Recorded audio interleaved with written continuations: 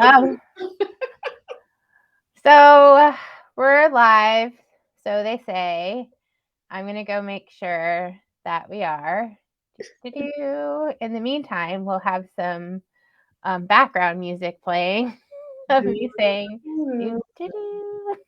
My watch went off and said you're live. Oh, cool. That's nice. All right. So that is it's a true statement. We are live. You're Hi. live. Hi. um, so this was an impromptu last week. Hey, cool. Hi. Last week, Tanisha and I were chatting like, hey, we should go live and bring our zones of genius to the world because it's fun to do. And we hope it's helpful. So we're gonna do a workshop, an impromptu workshop, and the topic is what results do you want and how do you want to get them? Absolutely. And it sounds so simple. Like, what do you want? How are you gonna go do it? Like, how many times? I don't know how many times.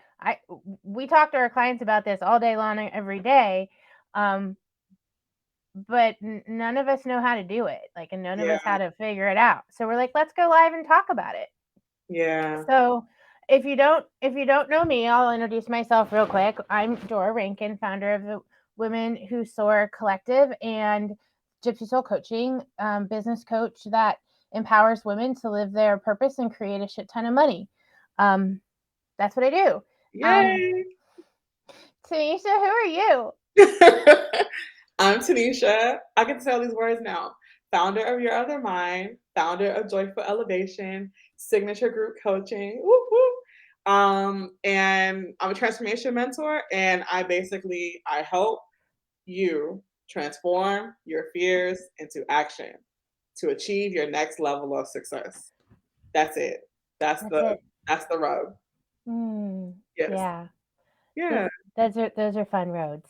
Yeah. And it's a lot of fun because I feel like with me, people get their start and then they go to you to get it all together and implement because, Mm-hmm. like I think business is more full scale than what people allow themselves to believe. Mm-hmm. And so sometimes you just need a launching pad for your Mm-hmm. next level.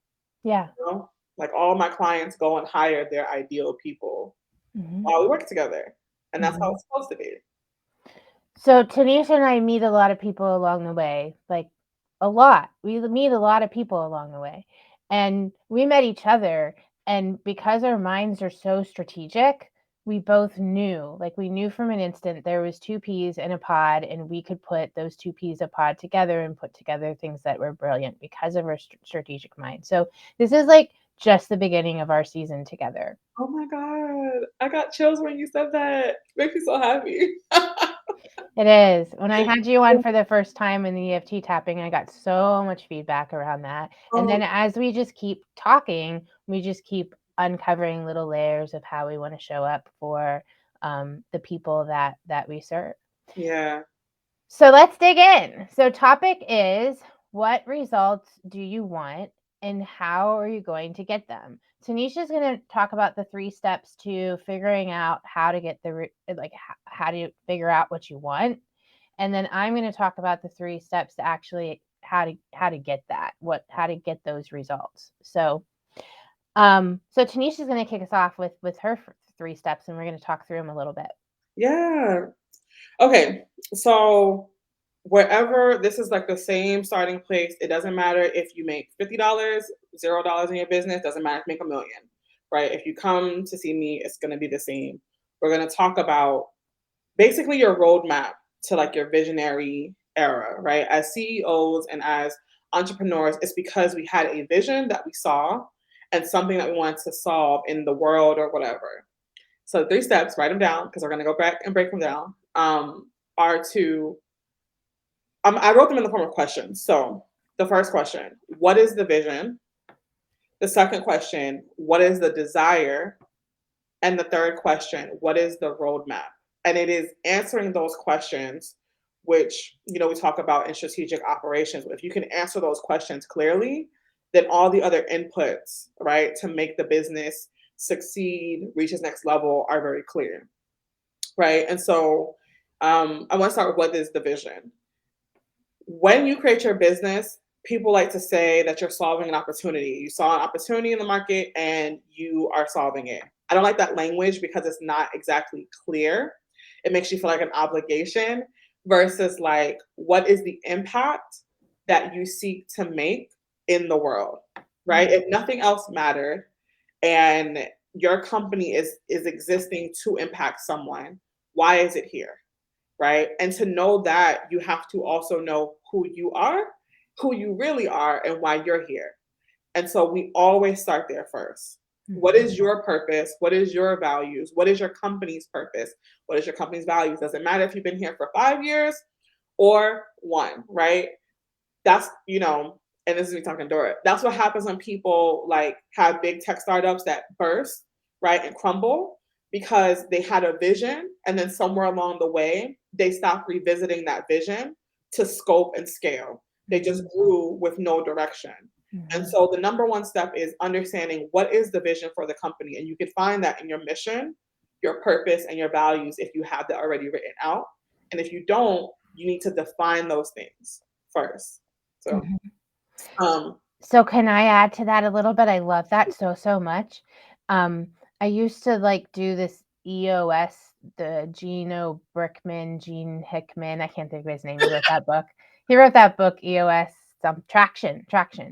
And it's very cerebral. Like it's very like, here's how to figure out your values, your mission, your core beliefs for your business, right? right. And I found that helpful, but I didn't find it like I found it cerebral, right? So one day someone gave me instruction, somebody, I can't remember who, but gave me instructions to describe, write down pen to paper, describe 15 ways that I have brought value to the world.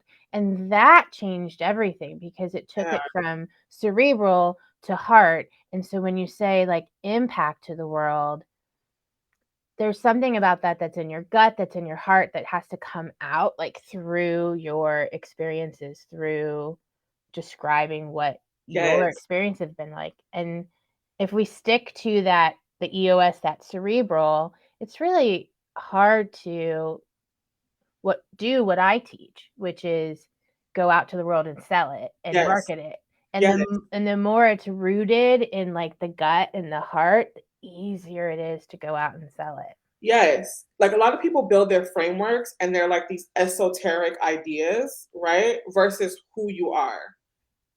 Who you are is the business. Like that's the whole reason. And if you can bring it into the 3D by connecting it to something other than something to do, it's a lot easier to navigate. It brings you a lot more joy. It brings you, because then all you have to do is pick out the vehicle through which you want to do that. Yeah. People are like, yeah, I'm a coach. And I'm like, are you? Is that your best contribution?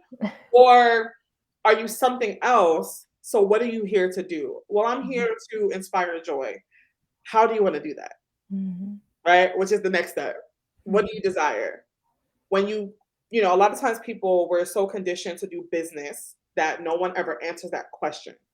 So this is the vision. My vision is to add joy to the world because if people knew that they had joy, they would show up as themselves. That's the impact, right? That's the impact. We know we're making what we're doing.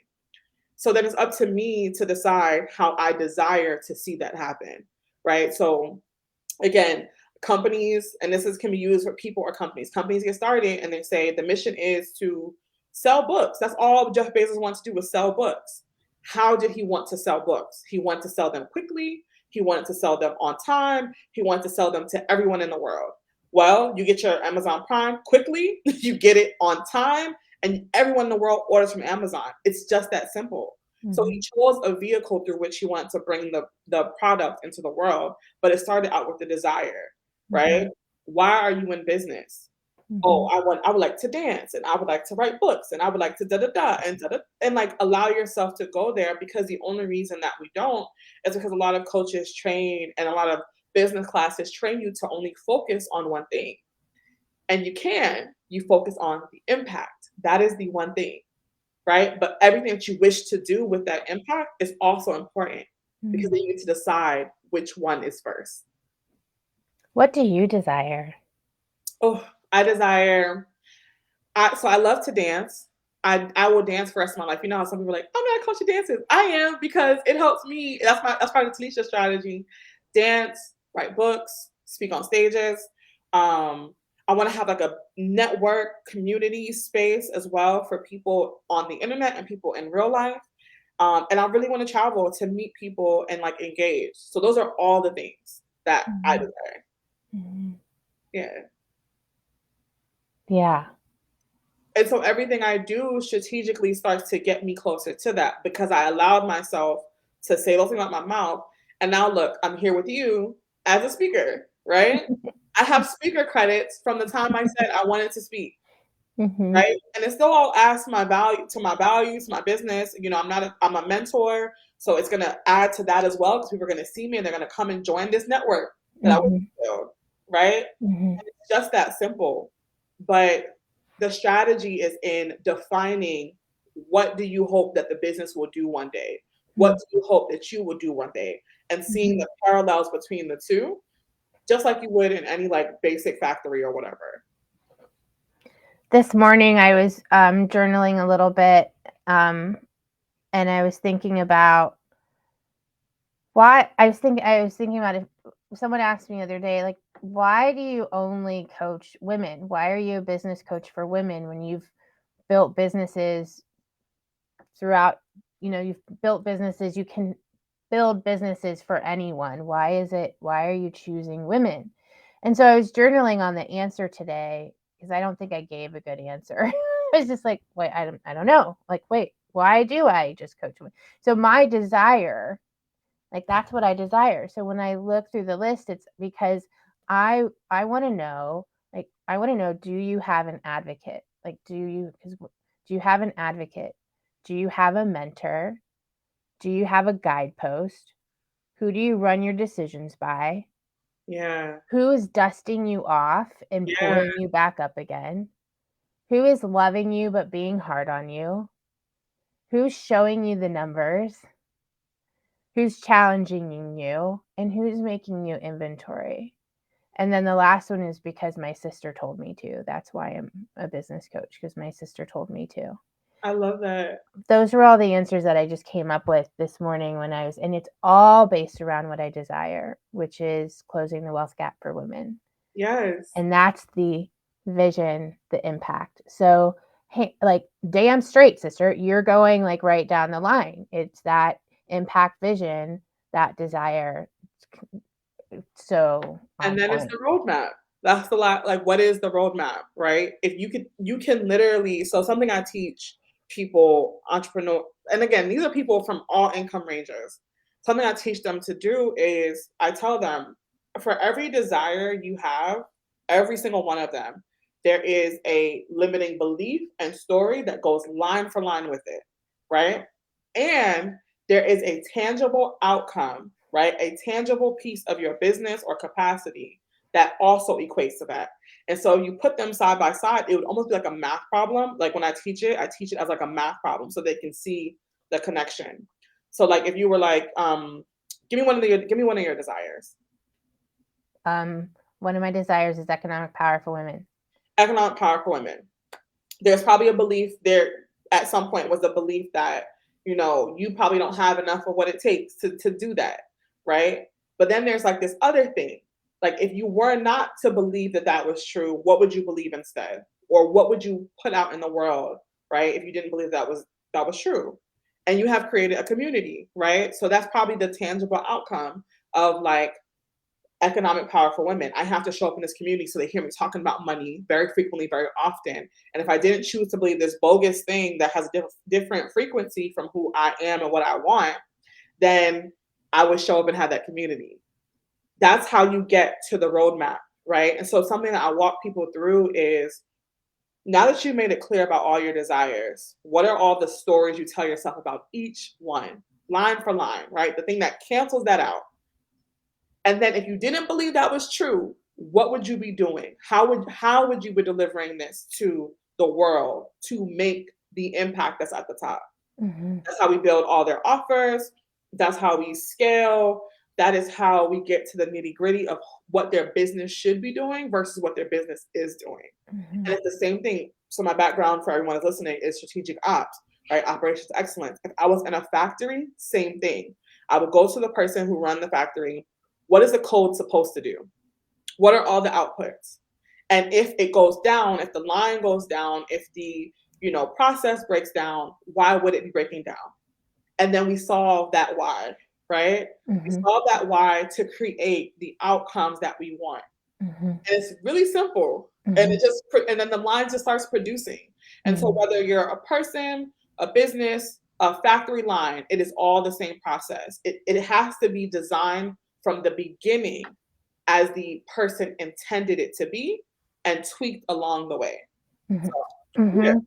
Right. Tweaked along. So it is not solving the problem and then poof.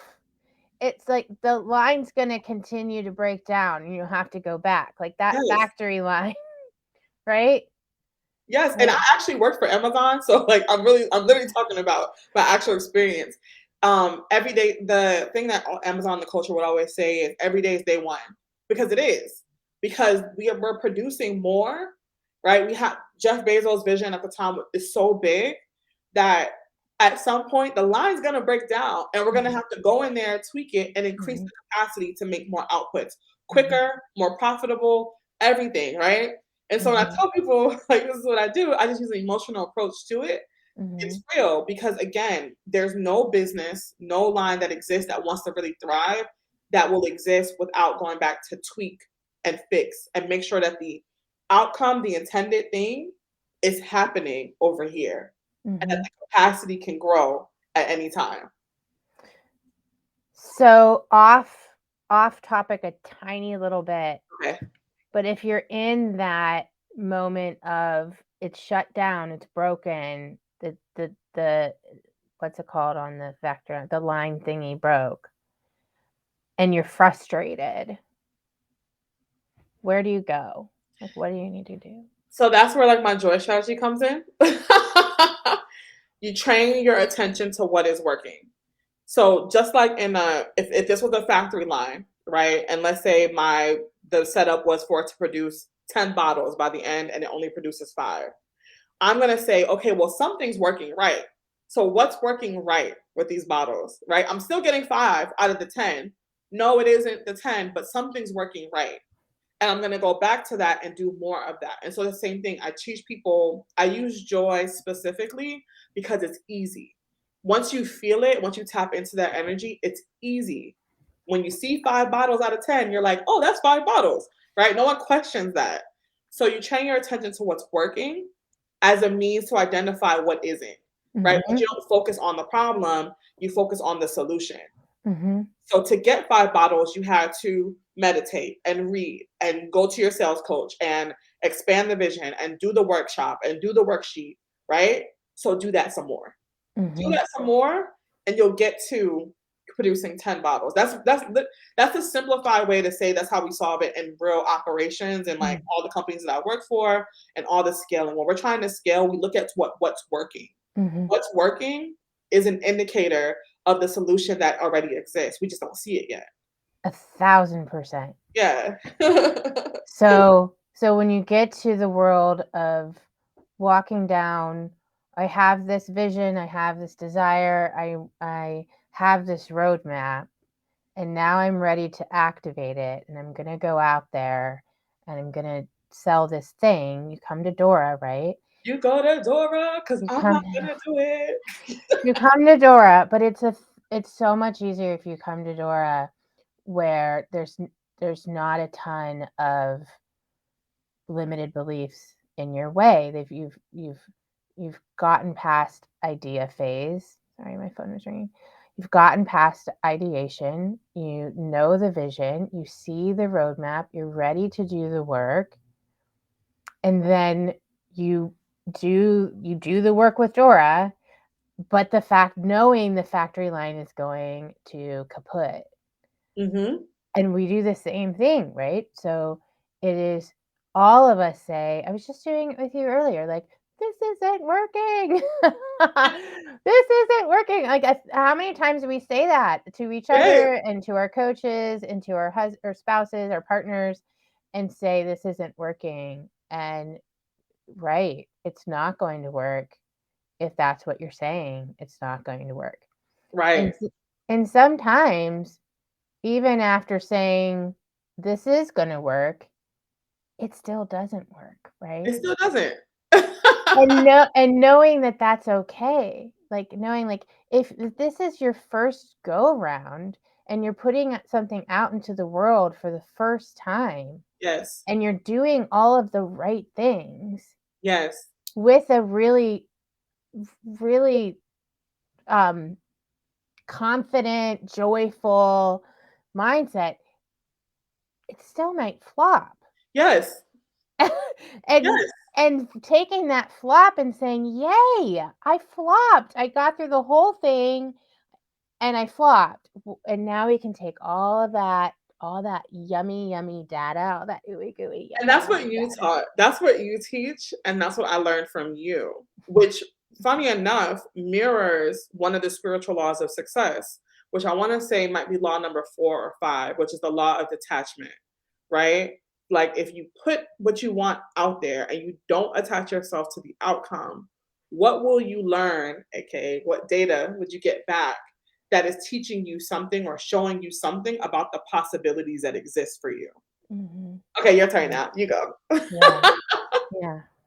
So these demands that we put on ourselves and that we put on our businesses. So even if you have the best roadmap and you have the best, there's still going to be times that you put something out there and it flops. Yeah. So but I will say that my 3 steps. So once you get to the place where you're like, okay, I've got this roadmap. Now what do I do? How do I go out and activate it? So my 3 steps are um, the first one is to leverage.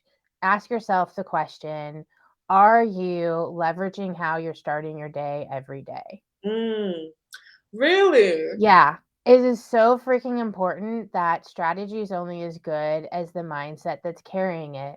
So you can have a really busy day planned. I've got tons of sales calls. I'm sending all this outreach. I've got all these partners. I'm going to talk on a podcast. Like, here's my roadmap. Like I've got these ready. But if I am not starting my day completely centered, all that strategy is just going to go to hell. So So leverage your start morning. Leverage your morning. Leverage your morning however you leverage your morning to get centered. So most people, 90% of the world gets up in the morning and they go about their day. yeah, But you in the morning where we're both really similar is that in the morning is the time where you're divinely inspired. yeah, No matter what that looks like. And even if you don't believe in something, that morning, that those few minutes that you have in the morning before you go and start your day, you can ask for help in making decisions, and if they're divinely inspired decisions. And anything that you go into your day divinely inspired, that's going to set you up to have um, just more productive of a day. again, no matter what you believe, right?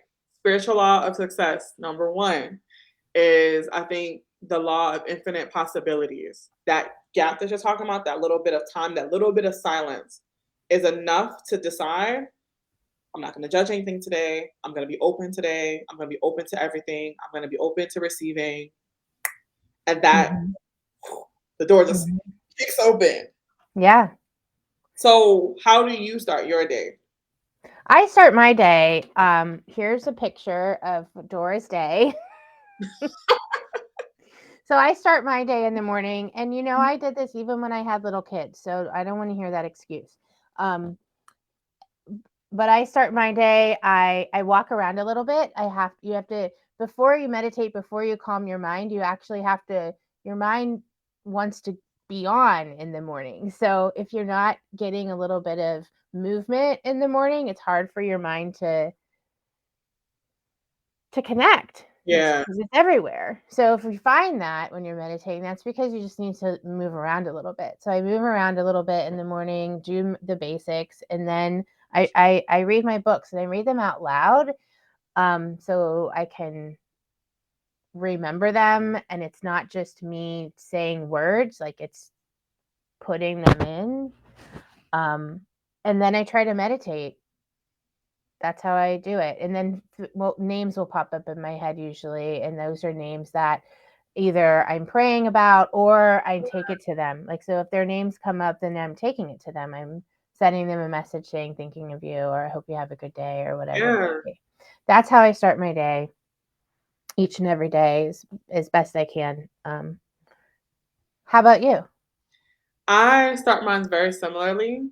Um, I meditate when I get up. Sometimes I move before, sometimes I move after. It just kind of just depends on how things come. But I meditate. Anyone that's ever worked with me knows I usually got like cards or something on deck, or I'm talking to like my ancestors, my spirit guides, whoever I need to commune with. I'm doing that again to call in. But it's at least 30 minutes a day at Mhm. bare minimum. Yesterday, I did like an hour in the morning and it was amazing. Mhm. Yeah, they're sacred. Just something to like even me out, Mhm. call people into my orbit. Mhm. That's what I find is really what happens the most. And then I get grounded, same as you. But I love that you mentioned that because a lot of people don't talk about that. But if I get names and with me, it's like I'm hearing spirits talk. But if I get them, if I have messages, I'll shoot them, or that'll be the person that I reach out to, right? Mhm. Or a sales pitch or something. Mhm. And usually that's one of the ones that be like, yeah, absolutely. Mhm. I was waiting on you. Mhm. Yep. Yeah. Yeah. Yeah. So that's my number one. My number two is do it your way. So even though you have a coach and you have someone that has walked people how to get results and get, you still want to do it your way. So this black and white of I did this, I should get that. That mentality is not going to get you success. Right. Yeah. So um always leveraging, like you're leveraging your coach, you trust your coach, they're your guidepost. They're saying, okay, here's the messages, here's the target audience, here's the lead gen plan, here's that. But do it your way, do it your genuine, authentic self. I just had a call with a client who was getting on a really important call. And I'm like, you're a genius in this. Like, you're a genius. Just lean in to you, doing it your way. You don't need me, right? You don't need me. And like, that is so important when building a business, that you're doing it your way. And I am at fault for struggling through that, especially when you're in growth. I've had a lot of growth really quickly. And so you start looking outside of yourself. Yep. At everyone else and all their processes. And Mhm. something that I love that you said, which is what I told you before we got on the call, I was like, "You're not a coach." I like the "don't need me" part because I feel like that's not always easy to say. Why do you say that? Why I do think I it's say important. Oh, because that's the like, that you're empowered. Like, you're empowered. Do you find that you spend a lot of time coaching people or guiding people to remember that they're empowered? Yes. Okay. How does that usually go? You're looking for the answer, and I'm gonna ask you to look for the answer, right? You have the answer. You Is this just what you did when you would teach sales for, like, all the corporate companies and tech startups? Yeah, it's it's so interesting that you asked that, because that's such a minor piece. Like, when when when you sign up for my mastermind, right? You're signing up for someone to deliver, like, this is how I should do lead generation. This is what sales should look like. This is how I should be showing up for sales calls, and then this is what my marketing should be, right? Right. And everyone has their, like, well, should I everyone has their way. Like this, there's like 1,000 of me saying do lead gen this way, do sales this way, and do marketing this way, you know? Right. So why would you join a mastermind just like somebody else doing it there? There's 1,000 ways to skin a cat. And so that's why it's you come in and I teach you lead gen, sales, and marketing, but so important that you're doing it your way. And the Yes. reason why it's so important that you're doing it your way is because you're going to show up. You're going to show up for that Yeah. 110% versus showing up with, well, if I just do this, I'll get that. But, you know? I do. I do. Um, yeah, I think that's that again, that's a piece that's missing. I think sometimes people want people to always stay in their orbit. Mhm. And so there's like this like unwillingness to like really empower people to go do it the way they need to do it. Mhm. Which, to your point, it'll be like a mindset thing. But Mhm. people need to know that no matter the strategy, it still has to be you. Mhm. And I feel like what I like about you is that you really position that. Like, I never thought I could do a sales call. And then you were like, "Oh, this is how you do a sales call." I was like, "Oh, I do like 80% of this already." So all you're saying is that I have to say that this time, like I have to be like, "And also, do you want to work with me?" Yeah. But I can just keep doing what okay. Oh, so I just gotta send a message. Mhm. Got it. Did not know. Had no Mhm. idea, you know? Right. And now I find myself really comfortable with all these calls. I'm like, here's what we're doing today. Here's the agenda. Here's the outcome. How do you feel? You feel good? I feel good. You feel good? All right, we're good. So Yeah. yeah, it's helped me. So Good.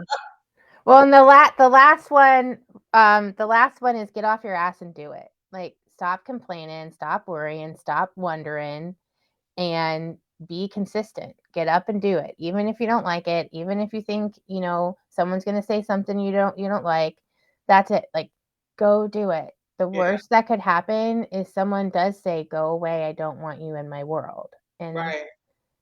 And that's what's stopping us. We've got some kind of thing in us that so everyone's saying, "I don't like the icky, I don't like the salesy, I don't like the da da da," all the time, and it just stops us. And that's where I get off your ass and go do the work. Just go do it consistently. Everything inside me wants to ask how. How do I go be consistent? Every part of you wants to ask how to be consistent. Yeah, I think people want to know like how. How do they go and be consistent? Um, well, the definition of consistent. Hmm. So we may not know what the definition of consistency is.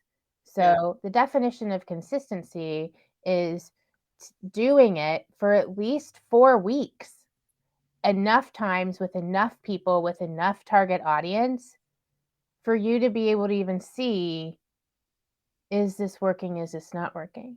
right. But what we do is we send a few messages, or we go live a few times, or we get on a few sales calls and we hear no's or we hear ghosting, and we say, "Well, this isn't working.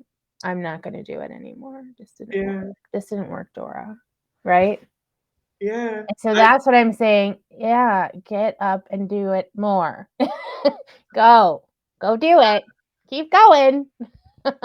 I think a lot of people inherently are afraid to be consistent just because our culture doesn't seem to, I mean, like work culture, corporate culture, doesn't seem to reward consistency. Mm. People will be like, oh, doing the same thing over and over again, not getting results. That's the definition of insanity. And it's like when you're an entrepreneur, that's not true for you. Do it again. And then go back and count how many people, and then tweak this one, and now do the same thing over and over again. Like just keep showing up. And Mhm. you gotta and that's what and you gotta make it fun, right? Mhm. Because you're gonna use the same line bottles. Mhm. Have fun Mhm. making the bottles. Like Mhm. this is what you're here to do. Produce Right. bottles. You are the Right. factory. Right. So come Well, use it. And you get to do this. Like, you get, especially if you're starting and you're rooted in your vision Yeah, and the impact, if you keep going back to that, the stuff that gets a little uncomfortable or maybe a little hard, you're in where you want to quit, that you go back to what people work with you with, right? yeah, And so that's why it makes it easier. yeah, Yeah. So if you're not rooted in that and you're out there trying to really build a business and hit these 10, 20, 40, 50K months with a good strategy, but without that true vision, desire, that real impact, it's so hard. Like, it's so hard. yeah. And I find that it's the impact that keeps me consistent for me. Yeah. From learning from you, it's like, because even when the way you teach is very similar, right? I just feel like again, like it's the continuation. You'll be like, why are you doing it? What's the opportunity? Ooh, when you say it like that, now my chest hurts because now I feel like you're holding me accountable to like not making my impact because I'm Right. thinking about it too hard, Mhm. right? Mhm. So I love Yeah. that. Yeah. Good. I was just telling someone right before us, like, don't get on the sales call expecting to get the sale. Get on the sales call because you really want to uncover everything to find out if you can make an impact. Like, Wow. so, like, well, should I offer this? And what package should I sell? And what if like this isn't the right package? And I'm like, who cares about the package? Who cares about what the offer is and what program they're going to buy? Go in and just really find out if you can make an impact on this person. That's how you go into the call. And then when you know that, when you're like, oh my God, I can really help this person, you're going to know Yeah. inspirationally, intuitively, how to show up and how to pitch that program. Can I share something with you live? One of the women, don't know where I know her from. I just did some discovery and I found her. And the sales call that I was on today, because I just let myself be myself and do it my way using like what you taught us in the challenge or the rally, she like burst into tears and she was like, let me be clear. She was like, it's a yes.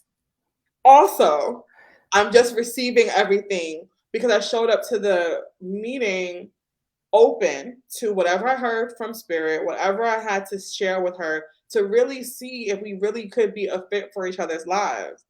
And she had tears and she was like, the answer is yes. And also, I know someone that I want to, can I introduce you to that person that I know? And it was just really serendipitous. And Mhm. again, I had never learned sales that way at all. Mhm. Never. So, yeah, there's value in what you're saying. I just want to put that out there for you to affirm back to you that you're amazing. Tanisha, that's dope. It was. It was really dope. I felt it was such a good conversation. Oh, I love that. Yeah. So let's pitch everybody. You pitch, I pitch, everybody pitches. I'll pitch first. Okay, you pitch first. So I have two programs open right now this week.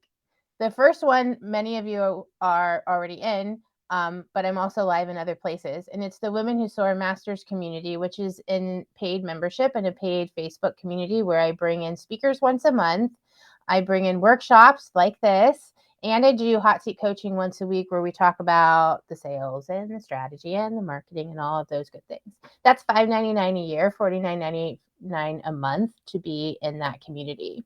The second is my Women Who Soar Lead Gen Sales and Marketing Mastermind, a 3-month mastermind where we meet weekly. And this is for women entrepreneurs that are truly on a fast track, that they want to get to this result. They know it, they want to do it, and they're ready. And they're ready to do the work. And we're going to build out your lead gen plan. We're going to build out your sales process. And we're going to build out your marketing strategy in 3 months so you can hit those goals. That's my pitch. Yes. Pitch queen. Okay. Okay.